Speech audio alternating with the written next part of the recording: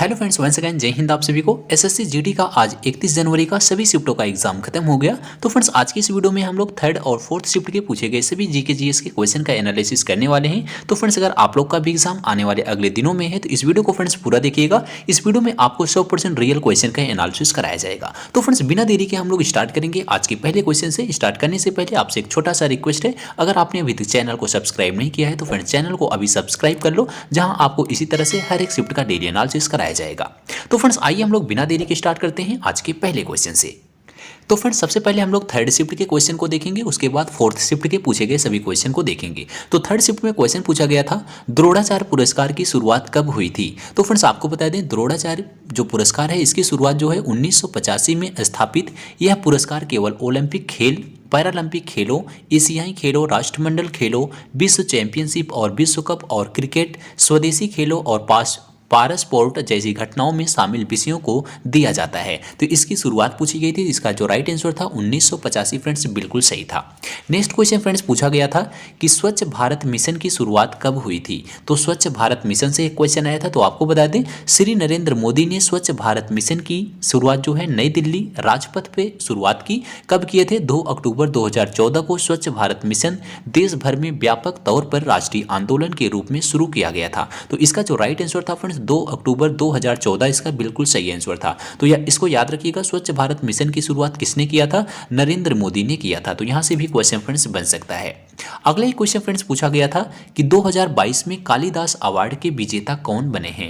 यानी फ्रेंड्स कालिदास के विजेता के अवार्ड का नाम लिखा गया था, उनमें से आपको बताना था कि 2022 में कौन कौन हैं जो कालिदास अवार्ड के विजेता हैं। तो आपको बता दें, पद्म भूषण बुद्धादित्य मुखर्जी, पद्मश्री से हैं डॉक्टर पुरुदाधीच और वासुदेव कामत, और रंगकर्मी एवं प्रसिद्ध अभिनेता राजीव वर्मा को राज्य शासन के प्रतिष्ठित अलंकरण राष्ट्रीय कालिदास सम्मान से विभूषित किया गया था। तो फ्रेंड्स अब इनमें से आपका एक ऑप्शन होगा जो कि बिल्कुल सही होगा। तो एक क्वेश्चन आपके ऑप्शन पर डिपेंड करता है कि आपके ऑप्शन कौन कौन से दिए गए थे। अगले क्वेश्चन फ्रेंड्स पूछा गया था, 12वीं पंचवर्षीय योजना का कार्यकाल क्या कब से कब तक था। तो इसका कार्यकाल पूछा गया था। तो 12वीं पंचवर्षीय योजना का जो कार्यकाल था वो 2012 से 2017 तक था। तो इसका कार्यकाल याद रखिएगा फ्रेंड्स, 2012 से 2017 तक इसका कार्यकाल निर्धारित किया गया था। अगला क्वेश्चन पूछा गया था, 36वें राष्ट्रीय खेल में कौन सा जानवर चित्र अंकित था। यानी फ्रेंड जो 36वां राष्ट्रीय खेल हुआ था उसमें किस जानवर का चित्र अंकित था, यह क्वेश्चन पूछा गया था। तो आपको बता दें फ्रेंड्स, 36वें राष्ट्रीय खेलों के लिए गिर के शेर वाला प्रतीक चिन्ह लॉन्च किया गया था। तो इसका जो राइट आंसर था गिर के शेर बिल्कुल सही था। अगर आपके ऑप्शन में शेर दिया गया होगा तो शेर फ्रेंड्स इसका राइट आंसर होगा।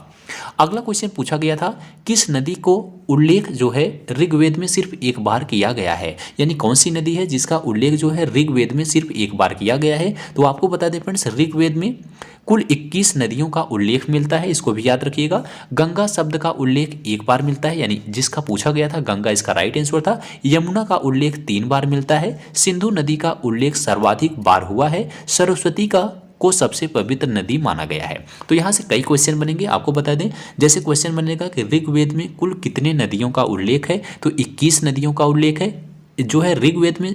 एक बार किस नदी का उल्लेख किया गया है, तो गंगा नदी का उल्लेख किया गया है। 3 बार जो है किस नदी का उल्लेख किया गया है, यमुना नदी का उल्लेख किया गया है। और सबसे अधिक बार किस नदी का उल्लेख किया गया है, तो सिंधु नदी का उल्लेख किया गया है।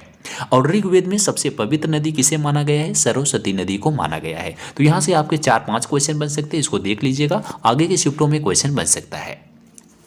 अगला क्वेश्चन पूछा गया था फ्रेंड्स कि उपराष्ट्रपति के शपथ का उल्लेख किस अनुच्छेद में है। यानी आर्टिकल से क्वेश्चन आया था, राष्ट्रपति उपराष्ट्रपति के शपथ का उल्लेख। तो आपको बता दें, राष्ट्रपति की शपथ का उल्लेख जो है अनुच्छेद 60 में है, और उपराष्ट्रपति जो पूछा गया था इसकी शपथ का उल्लेख 69 में है, और राज्यपाल की शपथ का उल्लेख 159 में है। तो आपके यहाँ से 3 क्वेश्चन क्लियर हो रहे हैं, इसको याद रखिएगा। राष्ट्रपति की शपथ का उल्लेख 60 में है, और उपराष्ट्रपति की शपथ का उल्लेख 69 में है, राज्यपाल की शपथ का उल्लेख 159 में है। तो फ्रेंड्स आगे के शिफ्टों के लिए ये क्वेश्चन इंपॉर्टेंट है।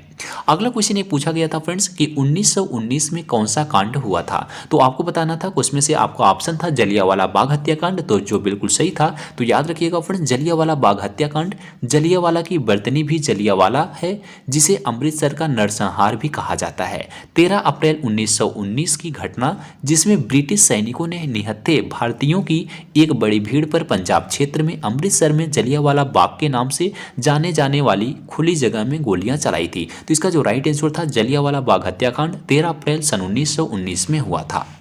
अगला एक क्वेश्चन पूछा गया था कि सबसे अधिक लिंगानुपात किस राज्य का है।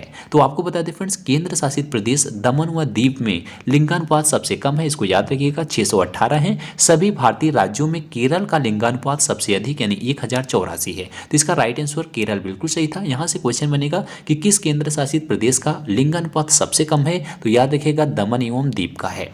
तो इसका राइट आंसर जो था केरल फ्रेंड्स बिल्कुल सही था। अगला एक क्वेश्चन फ्रेंड्स पूछा गया था कि 73वें संविधान संशोधन के तहत कौन सी अनुसूची जोड़ी गई थी। तो फ्रेंड्स आपको बता दें, 73वें संविधान संशोधन भारतीय संविधान में 11वीं अनुसूची जोड़ी गई, जिसमें पंचायतों के लिए 29 विषयों की सूची व्यवस्था की गई थी। तो इसका जो राइट आंसर था 11वीं अनुसूची बिल्कुल सही था। 73वें संविधान संशोधन के तहत 11वीं अनुसूची को जोड़ा गया था। अगला क्वेश्चन पूछा गया था कि सेल्यूलोज कहाँ पाए जाते हैं। तो आपको बता दें फ्रेंड्स, सेल्यूलोज मुख्य रूप से पौधों में पाया जाता है। यह एक पॉलीसेकेराइड है। यह वनस्पति जगत में प्रचुर मात्रा में पाए जाने वाला कार्बनिक पदार्थ है। तो यहाँ से फ्रेंड्स एक क्वेश्चन पूछा गया था। अगला क्वेश्चन पूछा गया था कि भारत की पहली आदिवासी महिला राष्ट्रपति कौन बनी है। तो सबको पता है द्रौपदी मुर्मू बनी है भारत की पहली आदिवासी महिला। नेक्स्ट क्वेश्चन पूछा गया था फ्रेंड्स कि 20 हर्ट्ज से 2000 हर्ट्ज के बीच की आवृत्ति वाले तरंगों को क्या कहते हैं। तो फिजिक्स से क्वेश्चन था। तो आपको बता दें फ्रेंड्स, जब 20 हर्ट्ज से 2000 हर्ट्ज के बीच की तरंग होती है तो उसे श्रव्य तरंग कहते हैं। तो इसका राइट आंसर फ्रेंड्स श्रव्य तरंग बिल्कुल सही था। तो फ्रेंड्स ये सभी क्वेश्चन जो है थर्ड शिफ्ट में पूछे गए थे। अब हम बात करते हैं फोर्थ शिफ्ट के पूछे गए सभी क्वेश्चन की। तो फोर्थ शिफ्ट में से फ्रेंड्स पहला क्वेश्चन पूछा गया था कि 2022 में कनाडा के उच्च न्यायाधीश कौन बने हैं। तो आपको बता दें फ्रेंड्स, कनाडा के वर्तमान उच्च न्यायाधीश जो हैं महमूद जमाल, कनाडा के सुप्रीम कोर्ट में जज नियुक्त किए गए हैं। तो इसका जो राइट आंसर था महमूद जमाल बिल्कुल सही था। अगला क्वेश्चन पूछा गया था कि किस पंचवर्षीय योजना को प्राथमिकता दी गई थी, यानी जो है पहली पंचवर्षीय योजना में किसको प्राथमिकता दी गई थी, इस टाइप का एक क्वेश्चन आया था। तो आपको बता दें पहली पंचवर्षीय योजना, इसका बिल्कुल सही आंसर था। पहली पंचवर्षीय योजना का कार्यकाल 1951 से 1956 तक था, इसको याद रखिएगा। पहली पंचवर्षीय योजना 1951 में शुरू की गई थी, जो मुख्य रूप से प्राथमिक क्षेत्र के विकास पर केंद्रित थी। पहली पंचवर्षीय योजना कुछ संशोधन के साथ हैरोल्ड डोमर मॉडल पर आधारित थी। यहाँ से ज़्यादा क्वेश्चन बनता है कि कौन सी पंचवर्षीय योजना हैरोल्ड डोमर मॉडल पर आधारित है। तो पहली पंचवर्षीय योजना है। अगर पूछेगा कि पहली पंचवर्षीय योजना किस मॉडल पर आधारित है, तो हैरोल्ड डोमर मॉडल पर आधारित है। अगला क्वेश्चन पूछा गया था कि कर्नाटक के वर्तमान राज्यपाल कौन हैं। तो फ्रेंड्स यहाँ से ज़्यादा क्वेश्चन बन रहा है, हर एक स्टेट का जो है राज्यपाल पूछा जा रहा है। इसको आप लोग देख लीजिएगा, यहाँ से क्वेश्चन बन रहे हैं। तो ये क्वेश्चन आया था कर्नाटक के वर्तमान राज्यपाल कौन है। तो वर्तमान में कर्नाटक के राज्यपाल श्री थावर चंद्र गहलोत हैं। तो इसका राइट आंसर जो था थावर चंद गहलोत बिल्कुल। अगला क्वेश्चन फ्रेंड्स पूछा गया था कि भारतीय संविधान में कितने मौलिक अधिकार हैं, यानी वर्तमान में पूछा गया था भारतीय संविधान में कितने मौलिक अधिकार हैं। तो इसका राइट आंसर फ्रेंड्स 6 बिल्कुल सही था। वर्तमान में भारतीय संविधान में 6 मौलिक अधिकार हैं। पहले जो है 7 मौलिक अधिकार था, एक मौलिक अधिकार को हटा दिया गया है। कौन कौन से फ्रेंड्स मौलिक अधिकार हैं इस टाइम अभी हम बता दे रहे हैं। समानता का अधिकार है, यानी समता का अधिकार। दूसरा है स्वतंत्रता का अधिकार। तीसरा है शोषण के विरुद्ध अधिकार। और चौथा है धार्मिक स्वतंत्रता का अधिकार। और पांचवा है संस्कृति और शिक्षा संबंधी अधिकार। और छठवां है संवैधानिक उपचारों का अधिकार। तो फ्रेंड्स ये सभी वर्तमान 6 मौलिक अधिकार हैं, जो कि 7वां था संपत्ति का अधिकार, जिसे वर्तमान में अब हटा दिया गया है।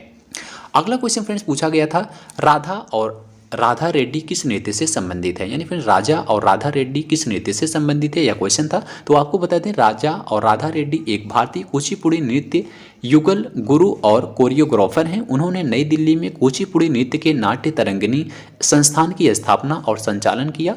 कला के क्षेत्र में उनकी सेवाओं के लिए भारत सरकार ने उन्हें पद्मश्री और पद्म भूषण पुरस्कार से सम्मानित किया था। तो इसका जो राइट आंसर था कुचिपुड़ी बिल्कुल सही था।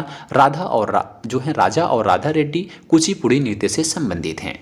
अगला क्वेश्चन फ्रेंड्स पूछा गया था कि भौगोलिक दृष्टि से सबसे छोटा राज्य कौन सा है। तो भौगोलिक दृष्टि से सबसे छोटा राज्य पूछा गया था, जो कि इसका फ्रेंड्स राइट आंसर गोवा बिल्कुल सही था। गोवा भारत का सबसे छोटा राज्य है। गोवा का कुल भौगोलिक क्षेत्रफल लगभग 1429 वर्ग मील है, यानी 3702 वर्ग किलोमीटर है। तो इसका राइट आंसर फ्रेंड्स गोवा बिल्कुल सही था, इसको याद रखिएगा। अगला क्वेश्चन पूछा गया था कि हिमाचल प्रदेश का जनजाति कौन सा है, यानी हिमाचल प्रदेश की कोई जनजाति पूछी गई थी कि वह जनजाति किस राज्य की है। तो आपको बता दें हिमाचल प्रदेश की 5 मुख्य जनजातियों में किन्नर, लाहौली, गद्दी, पंगवाल और गुज्जर आते हैं। तो ये सभी जो है हिमाचल प्रदेश की जनजाति हैं। यहाँ से एक क्वेश्चन फ्रेंड्स पूछा गया था। अब बात करते हैं फ्रेंड्स हिंदी की। हिंदी में कौन कौन से क्वेश्चन पूछे गए थे। तो फ्रेंड्स एक जो है फूल का पर्यायवाची पूछा गया था 3rd शिफ्ट में। एक महावीर का पर्यायवाची पूछा गया था 3rd शिफ्ट में। 4th शिफ्ट में एक मुनाफा का विलोम पूछा गया था। और हाथी जो है हाथी का पर्यायवाची नहीं है, यह क्वेश्चन पूछा गया था 4th शिफ्ट में। तो अगर बात करें पर्यायवाची के, तो फ्रेंड्स पर्यायवाची के जो क्वेश्चन आ रहे हैं वो 2 क्वेश्चन हर एक शिफ्ट में पूछे जा रहे हैं। विलोम शब्द के भी क्वेश्चन 1 या 2 क्वेश्चन देखने को मिल रहा है, और जो है मुहावरे का 1 से 2 क्वेश्चन मुहावरा देखने को मिल रहा है। तो हिंदी की बात करें, हिंदी में 20 में से आप आसानी से फ्रेंड्स 15 प्लस क्वेश्चन को सही कर सकते हैं। हिंदी का लेवल बिल्कुल इजी आ रहा है। जो लेवल मॉडरेट आ रहा है वो जीके का लेवल आ रहा है, यानी जीके के फोकस आप लोग कीजिएगा, जहां आपको करंट अफेयर से 5 से 6 क्वेश्चन देखने को मिल रहा है। तो करंट अफेयर्स के 5-6 क्वेश्चन, बाकी सब स्टैटिक जीके के क्वेश्चन पूछे जा रहे हैं। तो फ्रेंड्स आज के वीडियो में बस यहीं तक। मैं आशा करता हूँ वीडियो आपको पसंद आया होगा। वीडियो पसंद आया तो वीडियो को लाइक कीजिएगा, दोस्तों में शेयर कीजिएगा, और चैनल पर नए हैं तो चैनल को सब्सक्राइब कर लो। इसी तरह से आपको हर एक शिफ्ट का डेली एनालिसिस कराया जाएगा।